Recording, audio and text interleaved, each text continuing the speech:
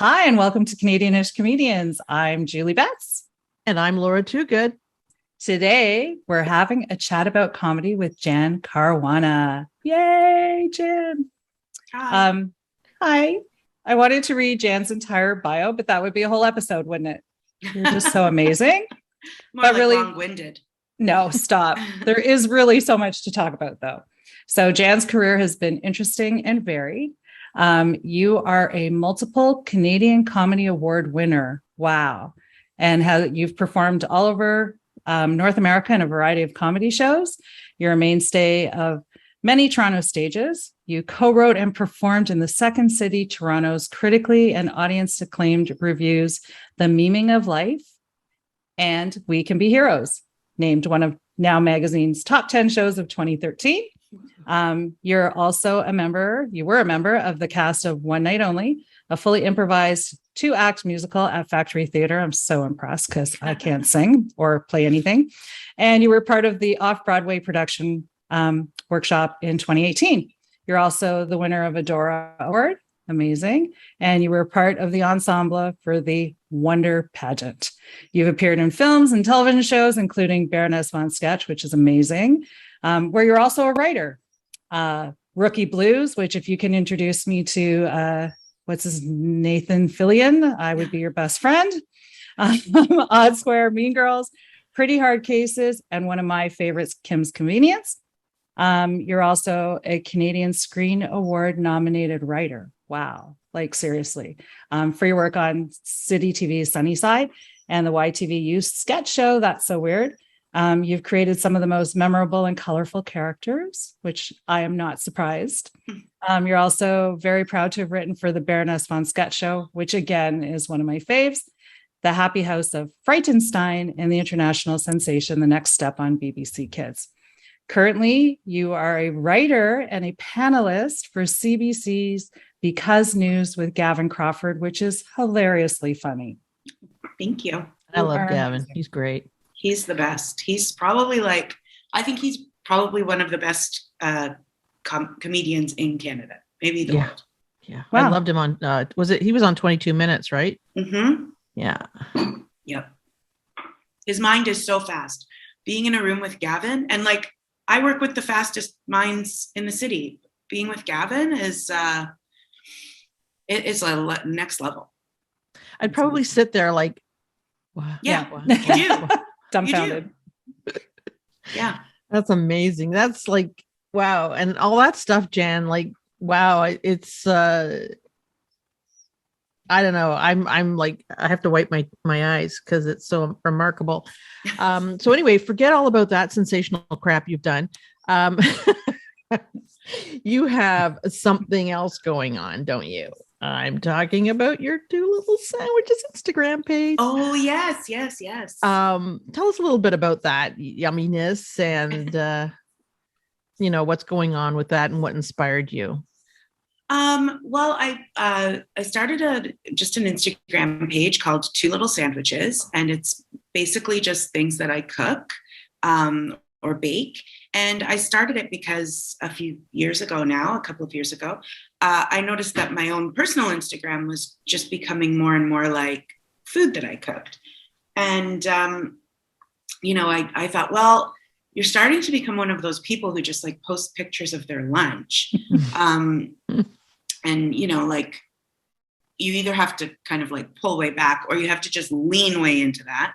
So I started a whole other page and it was really great because it really kind of pushed me in so far as what I like to cook and what I like to bake. And it made me kind of challenge myself because, the more you post on Instagram, the more you see what other creators are making and you think, whoa, I want to try that. And that looks amazing. And, oh, I bet if I made it like this, or I combined it with this recipe. So it kind of took on a bit of a life of its own for a while there, and still continues to grow today. And it's still lots of fun. And it's another excuse for me to just write a little something every day, because along with all the pictures, I try and write a little caption just about how I'm feeling that day, or kind of what's going on in the world, or my brain or my heart.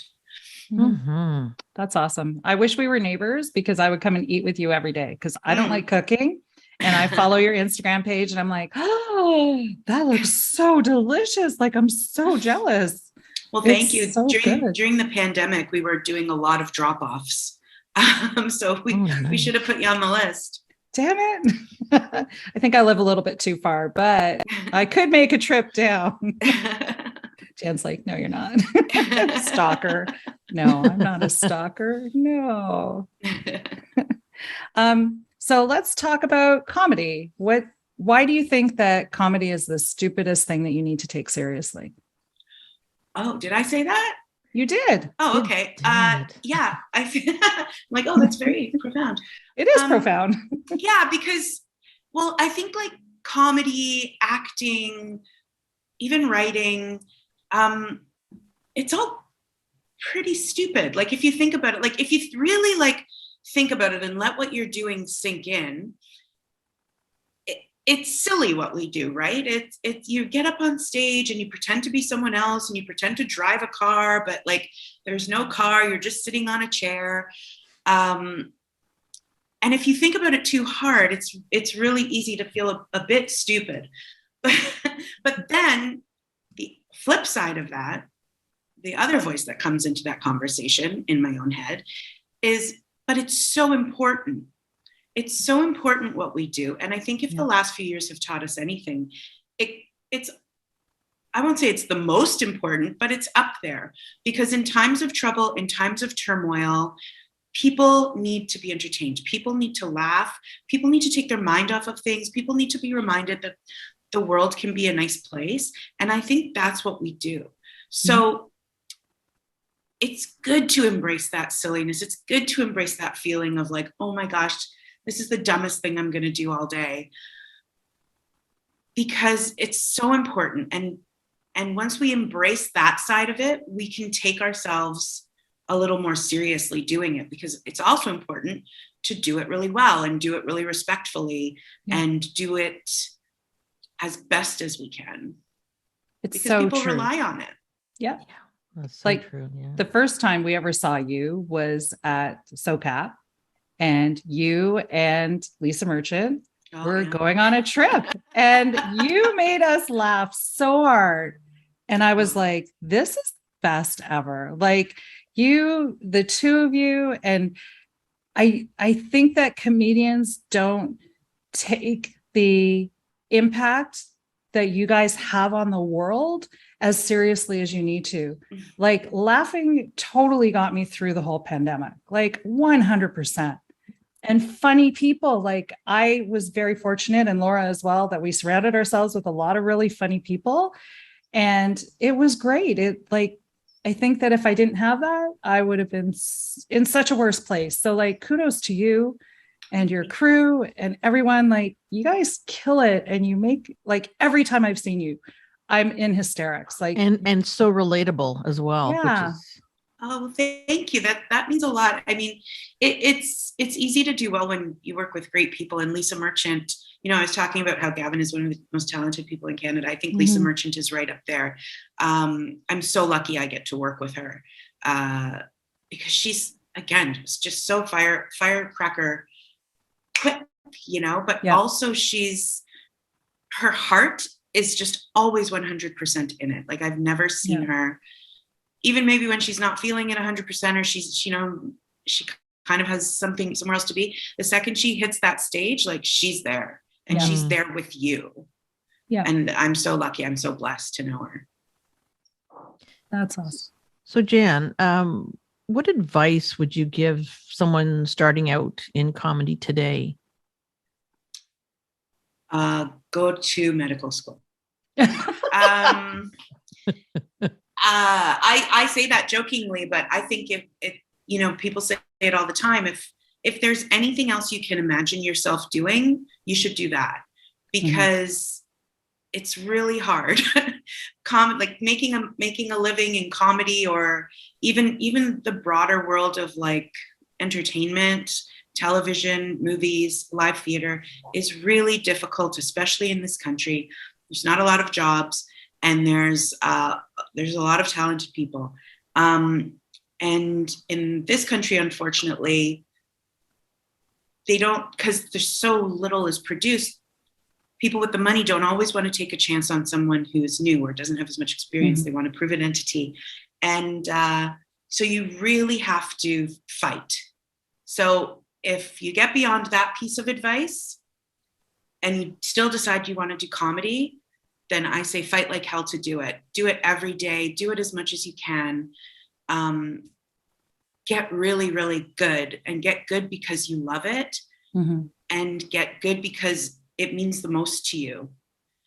And then if I can add a third piece of advice that completely contradicts that first piece of advice, make sure you're doing other things. Make sure you're living a life outside of comedy. Nothing is worth giving up your quality of life, your friends, your family, to do this job. Because the ironic thing is that you need to do things other than comedy so you can do comedy. You have to live a full rounded, just excessive life so you can take all of those things and bring it back to the stage and bring it back to the page and write about all your experiences, because you can't tell a story that you haven't lived. Yeah. Oh, that's amazing advice. And I agree with you 1000%. Like, mm-hmm. I think that you can see people who haven't evolved in their comedy either, that maybe found a shtick like 10 years ago, 15 years ago, that continue with it. And it's like, how relevant is that anymore? So if you're not living a life and you're not in touch with reality because you're in this little box, you're never going to grow, and you're not going to continue to be funny. Yeah. The world changes so quickly and you have to change with it. And as you get older, that's harder. Yeah. Really? Yeah. Believe me, girls. Believe me. Oh, girl, you're barking up the right tree here. That's awesome. So what challenges did you face when you were starting out? Like, what are some of the things that, if you could do something different now, that you would do differently, other than becoming a doctor or maybe a chef, because you're such a phenomenal cook? Oh, thank you. I was really lucky. I was able to work with really great people very quickly. And I was able to work with people who cared about my well-being, mm-hmm. and tried to look out for me. So I was exceedingly lucky. I was amazingly privileged. I didn't have a lot of money, because I would take any money that I made and I would put it into classes or put it into going to festivals. But I was extremely privileged. Like, I always had a roof over my head. I had food to eat. So I really recognize that. But just in general, like, being a woman who is not, a size 2, like, you think, oh, comedy is the place for people like me, people who don't fit into that kind of category where everyone's teeny weeny and so cute and adorable and young and whatever. And that, like, that's not the case. Like, that's not the case. So, you do kind of still have to fight, and you still have to prove yourself a little bit more. And I'm sure there are people who had to prove themselves even more than I had to. But generally speaking, like, I look back, and aside from, like, the things that we all go through, like, I had a pretty nice ride. That's awesome. Yeah. And I'm a firm believer too in, like, things happen when they're supposed to happen for you. Mm-hmm. And so there were disappointments along the way, but I really kind of, like, held fast to that belief of, like, well, I didn't get this, but you know what? That means something better is going to come along, or that means something more meaningful is going to come along. And a lot of the times it did. It's so nice to see that you have such a positive attitude, and that you're so grateful, and you realize the, I hate to say advantages, but the things that you have that were going for you. That's so great, because I feel that there's the two camps in comedy, right? There's the ones that are like, I did this all on my own and I'm, like, so wonderful. And then the much smaller camp of, like, I really appreciate all the help that I received, and I was very lucky and very fortunate. Yeah. So, we don't do anything on our own. Like, that list of credits, like that Dora, I went as an ensemble in a show. Awesome. that we built together. All of those like Canadian Screen Awards, I won that as part of a collective in a room where we would take each other's work and we would elevate it and we would pitch jokes and we would rewrite things with each other. And like, you don't do anything alone. And especially in sketch and improv, like everything is a community. And you have to, if you're part of a community, you have to take care of that community. And I hope that I'm doing an okay job of that because I'm so grateful, you know, and like, because I'm so grateful for the amazing people that I get to work with, because otherwise I would be at home by myself, like doing embroidery, which I also like, but you know, not to do every day. Okay. What don't you do, Jan? I should have been I feel like I should have been like a Downton Abbey type person. Like I should have been a Mrs. Patmore or something. Yeah. Because like I like cooking. I'll do a little bit of like needlework. I like crafts. Awesome. Like what, you know. Yeah. Have you made soap? Not yet, but it's on my list. Oh, wow. That's awesome. So Jan, about the ensembles and working on teams and writing, and how did you get into writing for TV? Well, I was mostly performing. I had always written, like, you know, I was an English major in university and I took creative writing and I was in a sketch troupe and all of that. So writing was always kind of part of my life, even as a kid. But I was mostly performing and I was mostly doing improv. And they were casting for a show called That's So Weird, which is the first job I ended up getting. And how they were doing that was the producers of the show were going to various comedy clubs and theaters and trying to kind of scout young talent because it was a show for teens. And Bad Dog Theater that I was part of and still part of at the time, put together a night. And I thought, I knew what the project was. And I'm like, this is so weird that I'm here. I don't know. I can't even remember how old I was at the time, but I was not a teen. And I'm like, why are we even here? This is such a waste of time. You know, we're never going to get on this show because it was a showcase. And then I thought, you know what? You're being a jerk right now. This is all in my own brain. I'm talking only to myself. You're being a jerk right now. You're just going to get to go out there and have fun with your friends. Just go out there and play, have a good time. So that's what I did. And then I got a phone call and arranging for a meeting with one of the producers, the showrunner, Gary Pearson. And he brought me into the office and he showed me all the pictures of the people they were considering. And he said, see this person, you're way older than this person. See this person? No, you're so much older than this person. And I thought, is this guy just bringing me in here to be a dick? Yeah, right. And then he said, but I think you're very funny and I'd like to see a writing packet from you because I think you'd be a great writer on this show. And I'm like, well, I could have done without the preamble, but thank you very much. And I ended up writing on that show for 3 seasons. That's awesome. Working with Gary was like such an amazing experience because I got to learn so much from him. He'd been, you know, he called me old, but he's been in comedy, you know, for ages. So I got to work with him and a lot of really wonderful people in that first job. And I was only supposed to write for the internet that first year. And I ended up getting 2 sketches on TV. And I was like, so pleased with myself. Oh, nice. And, you know, like. And you thought that's so weird. I thought that's so weird. But, you know, you have certain accomplishments in your career and they might be smaller and they might not be as, you know, like as lauded as other accomplishments, but they're the ones that you kind of hold on to and are the most proud of. And I think that show is one of the ones that I'm most proud of. Awesome. That's great. So here's something I noticed the other day on Instagram. You were strumming along on your ukulele, lamenting, and about your, yes. I think it was a pot roast. A pot roast, yeah. That's awesome. Is it true you like to bring music into your improv?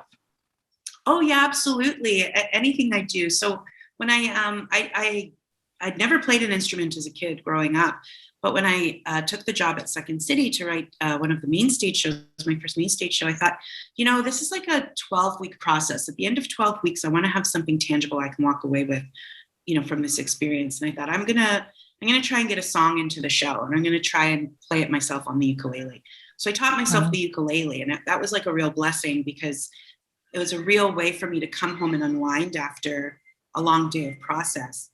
And even when I first started improvising, one of the first classes I took was a musical improv class, and talk about learning to run before you can walk, because I think I was still like in very basic levels of learning improv, and somebody went, oh, hey, like Jamie Lamb is teaching an improvised singing class. Do you want to do it? And I thought, yeah, dude, that sounds really fun. Why not? Yeah, like I spent a lot of years thinking that I couldn't sing or I shouldn't sing, and managed to kind of get over that and found a real love of doing it. So yeah, and then it's just kind of always been a part of my my toolkit. That's great. Cool. Yeah.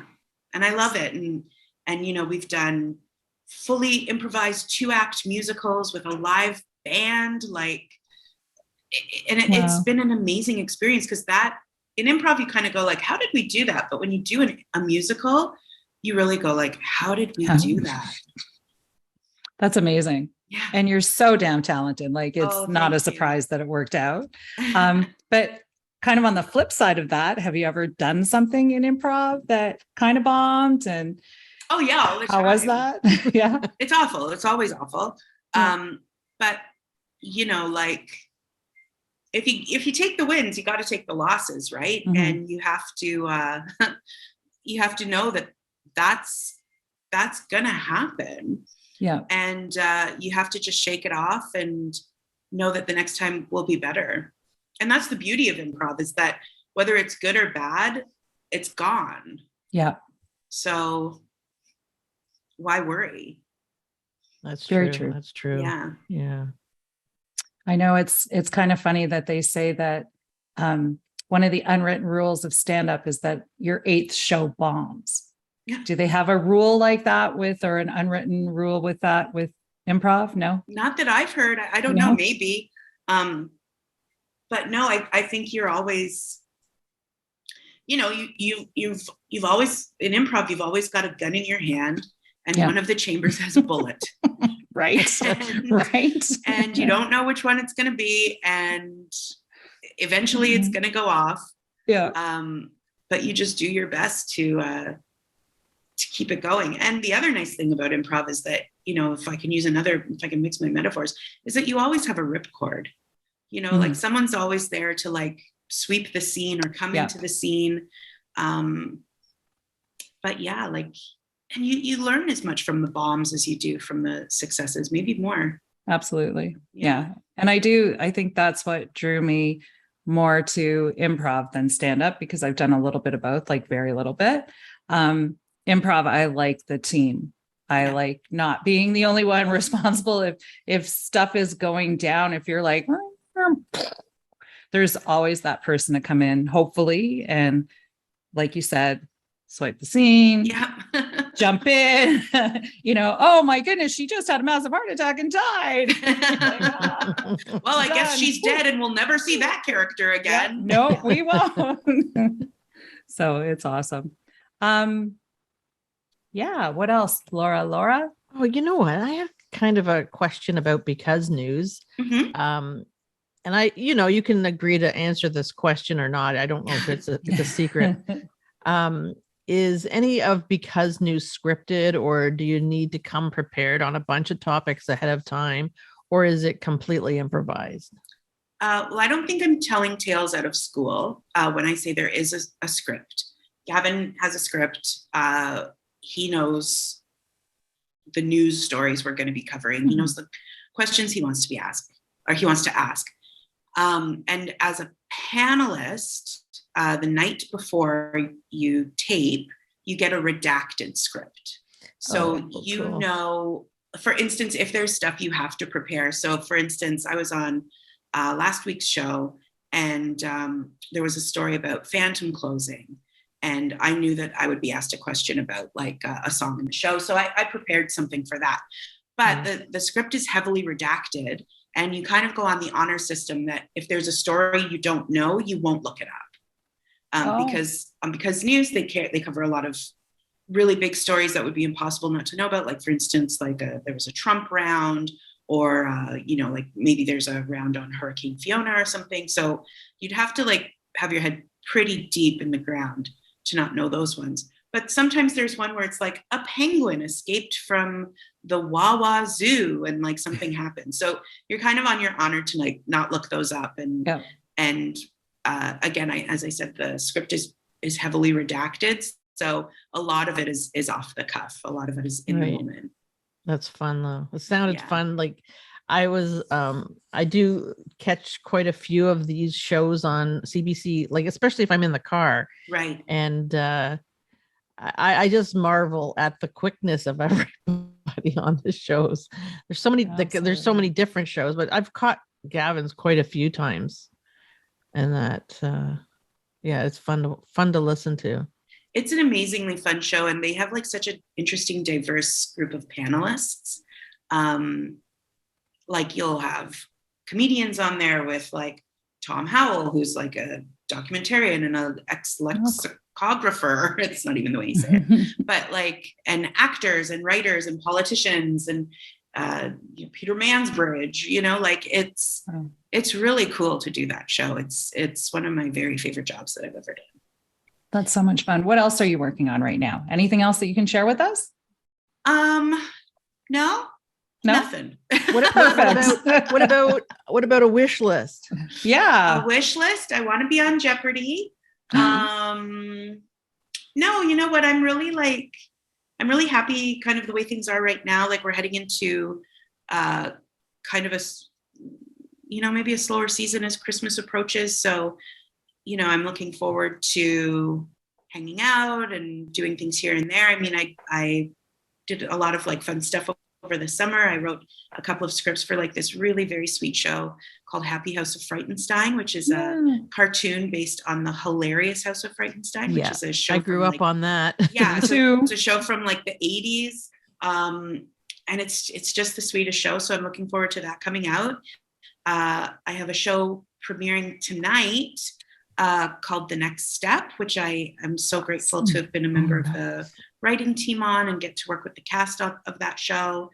So I'm looking forward to that coming out and kind of like waiting to see what's going to happen next. Awesome. That is so great. We're so happy that you were able to come and talk to us today and share some of your wisdom and tell us what you're going to be doing. And we're looking forward to catching all of your shows that you've written on and seeing you perform more often as well, because you really are a treasure.